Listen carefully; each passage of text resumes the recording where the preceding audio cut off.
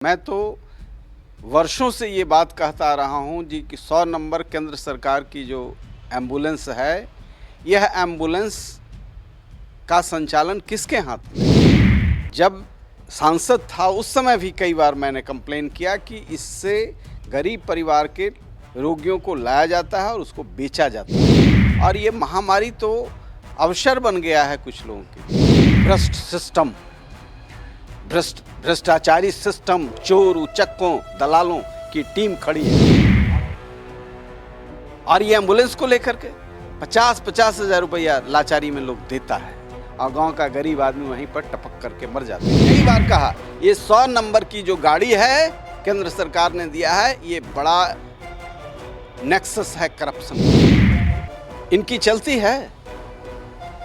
ये मुख्यमंत्री के नेतृत्व में सारा भ्रष्टाचार हो रहा है। ये पैसा नीतीश कुमार कल्याण विभाग से नहीं देते हैं, ये हम लोगों के टैक्स के पैसे से तुम्हारी वर्दी चलती है। बिहार के लोग इस वक्त कोरोना महामारी से तड़प तड़प कर मर रहे हैं। बिहार में एम्बुलेंस तो है लेकिन एम्बुलेंस के चालक नहीं है। ऐसी तस्वीर कल सामने आई जब जाप सुप्रीमो पप्पू यादव ने छपरा में राजीव प्रताप रूडी के घर ढाबा बोल दिया।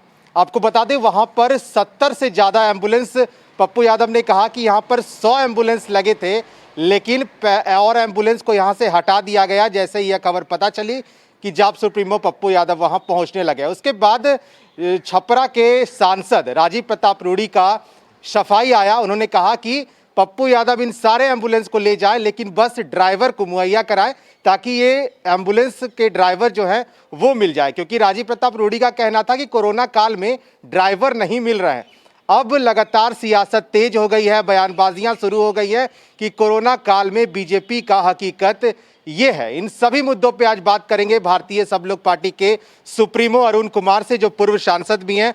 क्या लगता है सर, जिस तरह से कल तस्वीर सामने आई, कोरोना काल में लोग मर रहे हैं, तड़प रहे हैं, लेकिन एम्बुलेंस तो लगे हुए थे लेकिन उनके ड्राइवर नहीं है, ऐसा कह रहे हैं राजीव प्रताप रूडी। देखिए, यदि एम्बुलेंस है और ड्राइवर नहीं है तो फिर जिन्होंने इसका प्रबंधन किया है, ड्राइवर का इंतजामी करना आज के इस संकट में अति आवश्यक है। इसलिए उनका ये सफाई तार्किक नहीं है। और पप्पू यादव निश्चित तौर से जिस तरीके से हर एक संकट में बिहार के लोगों के साथ, संसाधनों के साथ और फिजिकली भी जिस तरीके से काम कर रहे हैं, हम उसकी प्रशंसा करते हैं। एक बात मैं बार बार कहता हूँ, राजनीति में चाहे वो सत्ता पक्ष हो या विपक्ष हो, अभी जो देखा जा रहा है राजनीति में सेवा भाव से लोग नहीं आ रहे हैं। राजनीति में फ़ायदा की दृष्टि से लोग आते हैं, चाहे वह स्टेटस का सवाल हो, बड़े बड़े व्यापारी आ रहे हैं और जो बड़े घरानों से लोग आ रहे हैं और जो लोग सामान्य वर्ग से जो दुख दर्द झेलते हैं, समझते हैं, वो लोग भी उसी धंधे में अधिकांशतः लग जाते हैं। ये तो सांसद मद से किसी एनजीओ को जो दिया गया है उसकी कहानी है। मैं तो वर्षों से ये बात कहता आ रहा हूँ जी कि 100 नंबर केंद्र सरकार की जो एम्बुलेंस है, यह एम्बुलेंस का संचालन किसके हाथ में है? केंद्र सुखदारों के हाथ में है।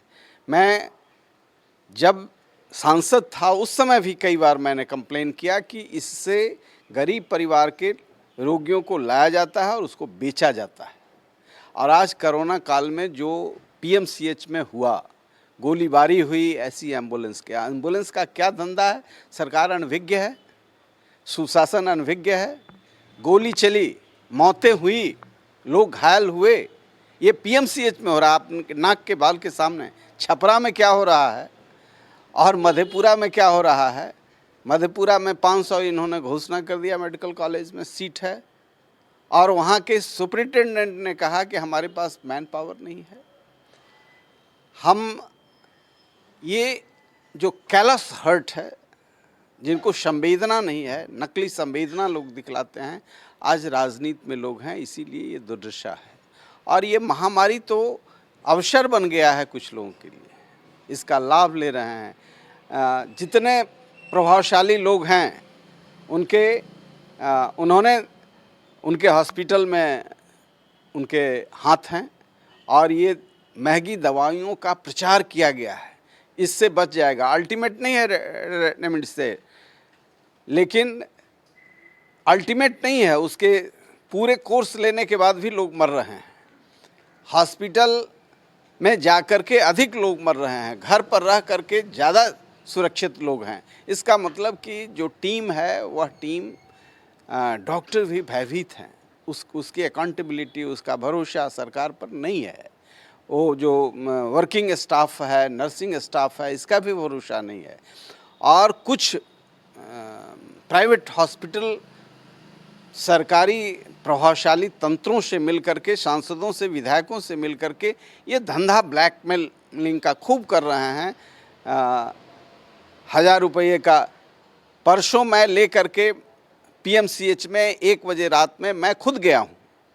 मंजय बाबू जो कर्पूरी ठाकुर के दाहिने हाथ थे, उनके बेटे का, इन लोगों ने धन नहीं कमाया है, लेकिन लाचारी है, बेहोशी है, उनको लेकर के मैं पीएमसीएच गया और वहाँ की स्थिति का मैं व्याख्यान करूँगा तो रोंगटा खड़ा हो जाएगा।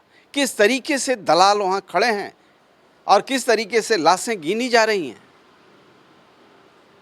तो वर्ल्ड क्लास हॉस्पिटल पीएमसीएच जो बनने जा रहा है 15 साल के बाद स्वप्न हुआ है, उसकी दुर्दशा आज वर्ल्ड क्लास कब होगा।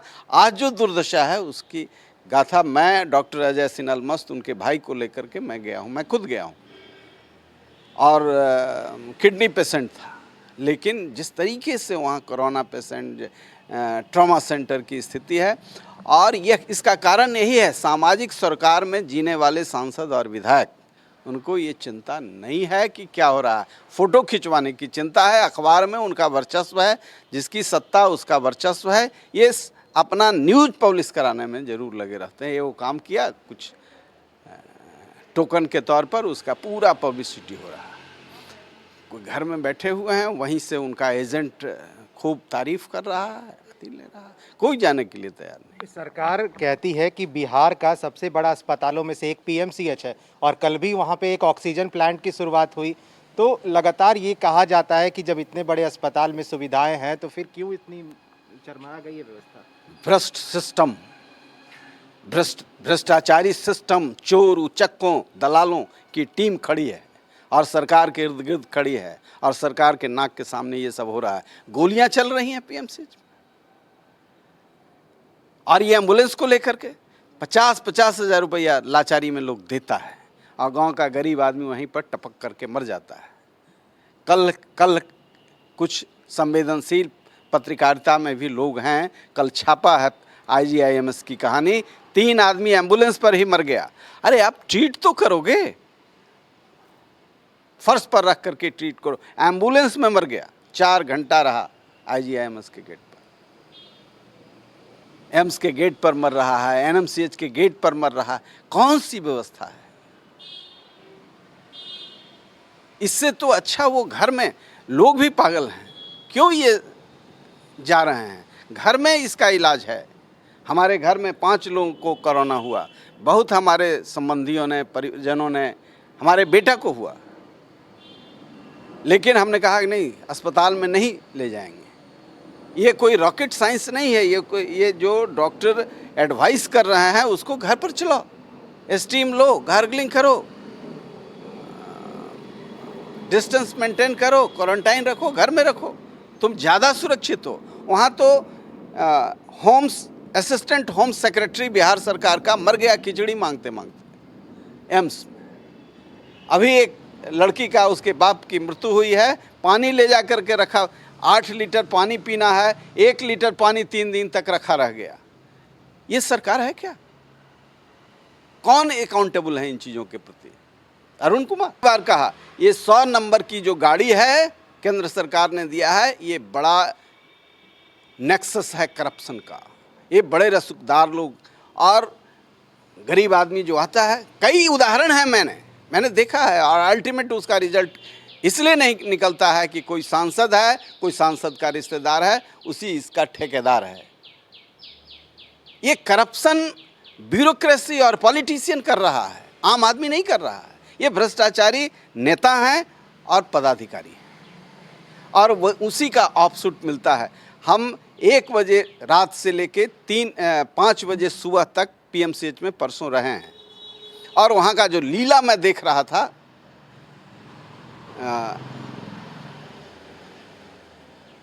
ट्यूब लगा रहा है, 500 रुपया मांग रहा है ट्यूब के लिए। ये सरकारी अस्पताल है। जब हमसे मांग रहा है, हमारे पेशेंट से मांग रहा है, आम लोगों की दुर्दशा मैं देख रहा था। एक सिलेंडर में 10 मिनट, वो सिलेंडर 5 वहाँ है, सब खाली है, और पेशेंट को लगा रहा है, उसी में से कह रहा है ऑक्सीजन नहीं है। जब उसकी सांस था ना, दूसरा उसी में से ले आ रहा है, तीसरा। इन्हीं सब के कारण कल ट्विटर पर एक पोस्ट ट्रेंड कर रहा था, उसमें साफ तौर पे रिजाइन मंगल पांडे की बात हो रही थी। बिहार के लोग कह रहे हैं कि मंगल पांडे को रिजाइन देना चाहिए बिहार में। ये मंगल पांडे और कोई मंत्री यहाँ कुछ है नहीं, ये मंत्री संतरी हैं। मंत्री का कुछ चलता नहीं है, इंडिपेंडेंट कोई फंक्शन नहीं है। ये सेक्रेटरी के माध्यम से चीफ मिनिस्टर खुद चला रहे हैं स्टेट को, और उनके वजह से ये भ्रष्टाचार है। मुख्यमंत्री को इस्तीफा करना चाहिए। मंगल पांडे क्या है? इंडिपेंडेंट फंक्शन किसी को करने दीजिएगा तब ना। उनका सेक्रेटरी उनको पूछता है क्या? इनकी चलती है। ये मुख्यमंत्री के नेतृत्व में सारा भ्रष्टाचार हो रहा है। मुख्यमंत्री के नेतृत्व में सारे विभाग की ये स्थिति है, सिर्फ स्वास्थ्य विभाग की नहीं है। अभी बाढ़ आने वाला है, बाढ़ के लिए खाका बन रहा है, लूट का बंदोबस्त होगा, एजेंसीज बनी हुई है। कई बार हमने कहा कि नकली मिट्टी डाल करके और फिर पैसा नीचे से ऊपर तक का भराई कर ले लिया। कौन सुनने वाला है, कौन देखने वाला है? जब सैया भय कोतवाल, अब डर काहे का? ये इन चोरों के नेता ही इन लोगों के रक्षक हो गए, तो अब किसका भय है? इसलिए खैर अभी ये विषय नहीं है। अभी विषय है कि इन भ्रष्टाचारियों को तथाकथित दिखावे के लिए कुछ रेड फेड किया गया है और हर जगह पकड़ा गया है। शराब, बालू, अब ऑक्सीजन, दवा, ये सब ब्लैक। ये क्यों होता है? ये इसलिए होता है कि आपके यहाँ सारा सिस्टम भ्रष्ट है, टीम नहीं है। हैं जिसको यदि दे दिया जाए, जैसे गायत्री परिवार है, यदि उसको दे दिया जाए ये काम की दवा तुम बांट दो, तो ईमानदारी से बांट देगा। कई ऐसी सामाजिक संस्थाएं हैं, मैं जानता हूं, सरकार भी जानती है, इनके लोग इतने भ्रष्ट हैं क्योंकि भ्रष्टाचार का आचरण को स्वीकार कर लिया है। कई ऐसी धार्मिक संस्थाएं हैं, इस्लाम में, हिंदू में, क्रिश्चियनिटी में, इनको व्यक्ति की रक्षा होनी चाहिए और इसके लिए ईमानदारी से काम करने का, सेवा भाव का टीम है।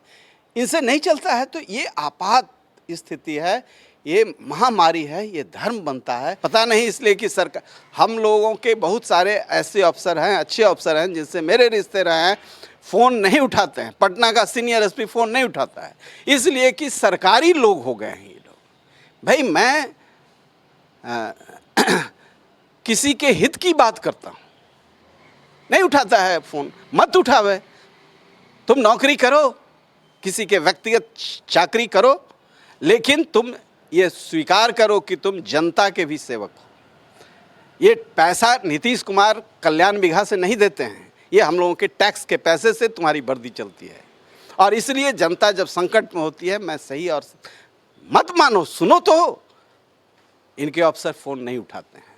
वो उठाएंगे उनका जो ब्लैक मार्केटिंग करते हैं। बिल्कुल, तो अफसर फ़ोन नहीं उठाते हैं। ये शिकायतें और भी लोगों की थी, क्योंकि पटना के एसएसपी उपेंद्र शर्मा को लोगों ने फ़ोन भी किया, लेकिन वो इस कोरोना काल में फ़ोन नहीं उठाते, ऐसी शिकायतें मिली। लेकिन इस वक्त जो हम बात कर रहे थे वो भारतीय सब लोग पार्टी के प्रमुख थे, और उन्होंने वो बता रहे थे कि जिस तरह से पीएमसीएच की बात करें या फिर कोविड सेंटर्स की बात करें, वहाँ पर जिस तरह से गंदगियाँ फैली हैं, इस वक्त जब कोरोना काल में लोग जा करके अपना इलाज करा रहे हैं, तो ऐसा लग रहा है जैसे सरकार सोई हुई है, पूरा सिस्टम भ्रष्ट हो गया है। और इस वक्त कोरोना काल में राजनीति नहीं होनी चाहिए, लोग आगे आए और अपनी सेवा भाव से लोगों की मदद करें। तो फिलहाल के लिए इतना ही। आप बने रहें फर्स्ट बिहार के साथ। सहयोगी शेखर घोष के साथ अश्मित सिन्हा, फर्स्ट बिहार, पटना।